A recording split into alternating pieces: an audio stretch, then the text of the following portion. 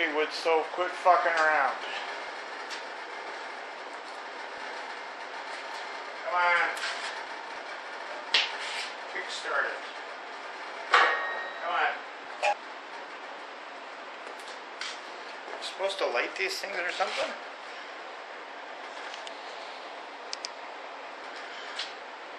Yep.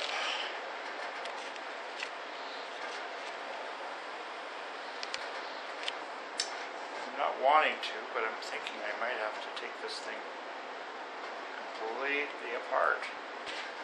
I think I gotta set up a table to lay parts out. There we go. And if I start tearing it down, you can put stuff on the table in order. Quick hint, duct tape. You ever carry this in your vehicle or whatever, or in a toolbox? It gets all dirty and shit. Sticks to things, makes things sticky. I keep mine in Ziploc bags. Okay. Now where do I go from here? I have the feeling I have to pull the reverse idler and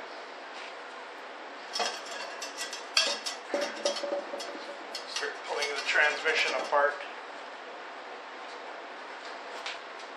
Just get ready to shut down. Brain is just not helping me tonight, so a little bit of progress on this transmission. I got the pieces apart, and the shift rods and the shifter forks and reverse idler gear.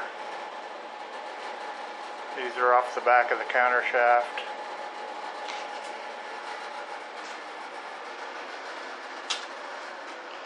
So I found a bit of a problem. Shifts nice. Moves nice. Locked up. I think the synchro's worn out and the dogs don't move, but what I did find is, I'm going to find my flashlight here. This set of synchros here, the 2-3, if you look in there, okay, there's supposed to be a little dog in there. Rotated a third of a turn. Supposed to be a little dog in that one too. Third of a turn. Supposed to be a little dog in that one too. What do those dogs look like? They look just like these funny looking little things right here that I pulled out of the drain pan. So when I pulled the plug, one of the dogs had stuck to the magnet on the drain plug. There's the drain plug, it has a magnet on it. The other two didn't.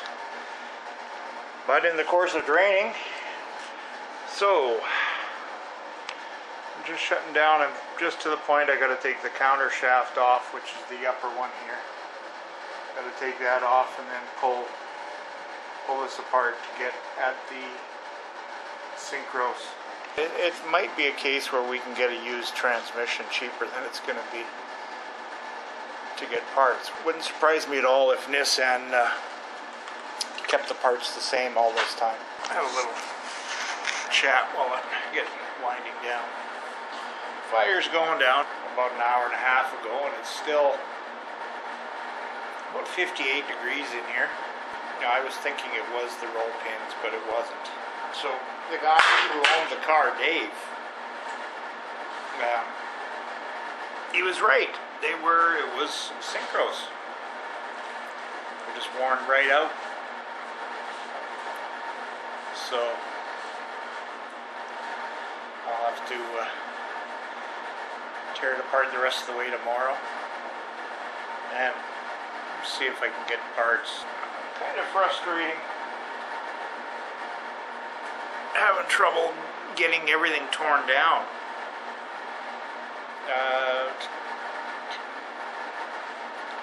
nothing wrong with, you know, doing the work. It's I'm having a hell of a time concentrating. Yeah,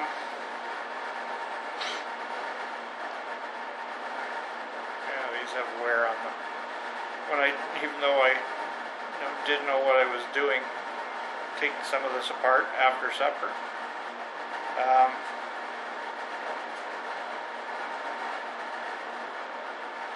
My hands weren't working worth a shit. That's the one thing that really gets me. I don't know if you'll be able to see this, but on the outside of the dog. I don't know if it'll focus on that or not. See the wear on that? Let's pull it back a bit. Okay. So there's a little bit of wear on that one. Check the other one here.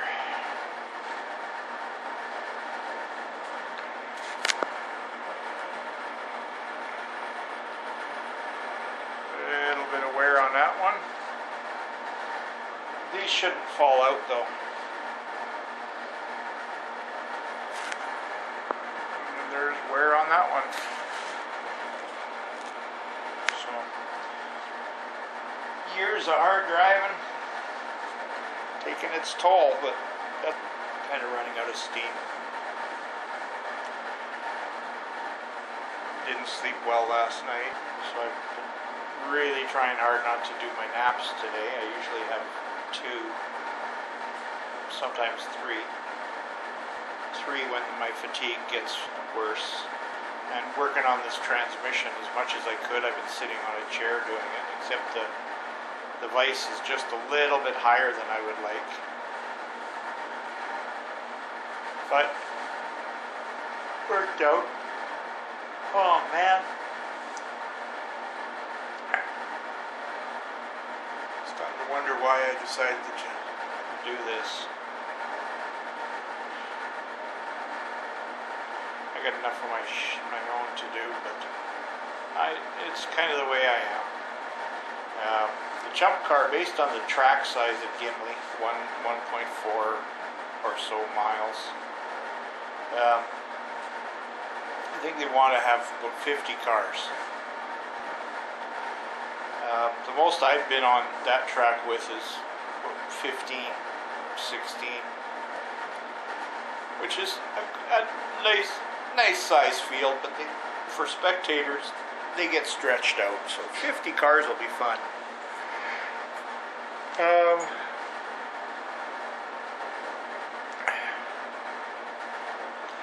only thing is too, is if this transmission is like this, it'd likely be good to have a spare. 2 7-hour races, we break this transmission again, we can always throw a spare transmission in.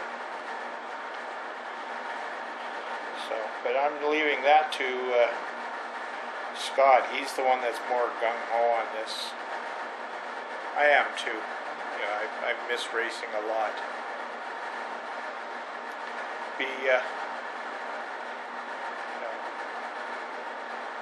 Kind of bittersweet that I won't be driving. I've decided I might take a couple of laps in the car, tuning or whatever, just for fun. But I don't fit in the car well because the racing seat in there is not built for big fat asses like me.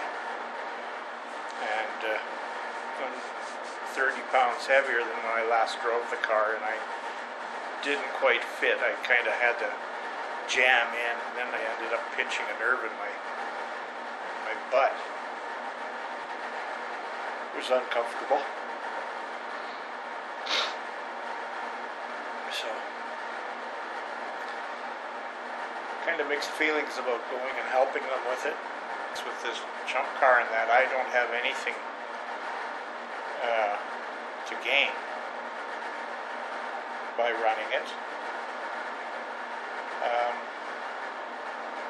I won't gain anything from running it other than the fun of doing it. And I have to kind of weigh is the fun that I'm going to have over the 2 days worth the amount of fatigue it's going to put me into for the two long days like that at the track is likely going to wipe me out for the better part of a week and a half, 2 weeks.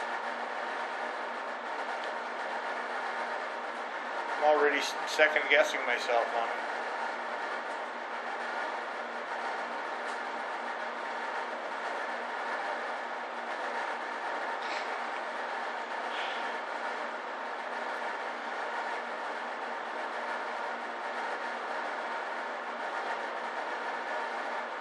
Even thinking,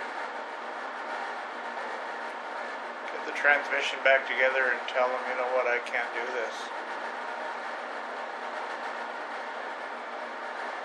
That hurts. Yeah. Deciding not to do something is one thing, but having it taken away from you and it's not in your control. Having to quit racing. Well, when I quit racing, it was before I was having a lot of trouble with my MS. Actually, it was around the time I was diagnosed. And I had wrecked my car, and I was to the point I had to build a new one. At the end of the season for the next year. And I was living in an older house. It was built around the First World War. I think 1917 or something that the house was built. And it was in need of some work. Now it was going to need a new roof, and I mean structural and everything. And it was a toss-up. Do I build a race car and put a roof on the house for $6,000 or $8,000 or $10,000, still be living in a 80-year-old house, 70-year-old house, or do I get the family into a newer house? And as much as I liked racing, I thought, you know what, I gotta take care of the family first. So I got into the new house, and I don't regret that decision a bit. But it was just after that that I started having trouble.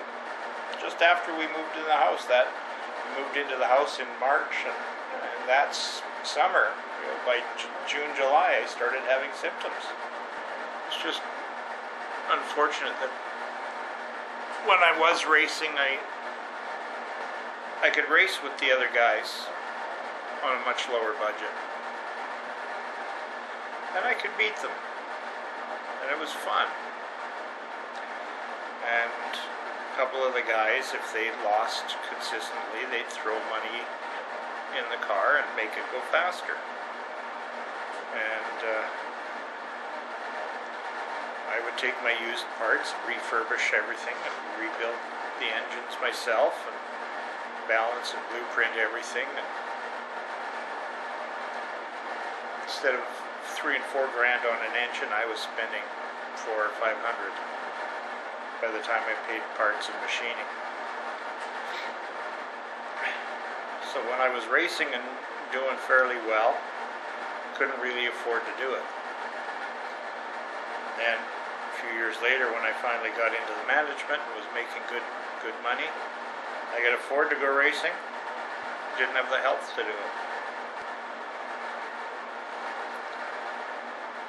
Part of me wishes I'd stayed racing and stayed in the old house, but I know it was the best decision. That's why I kind of get excited when I talk to friends about racing again.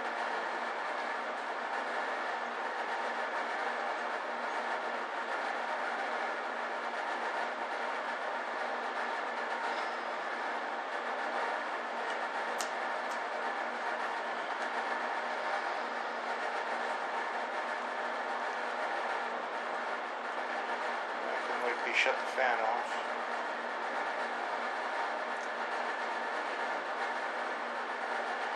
If I go any longer tonight, I'll just pay for it even worse than I already will.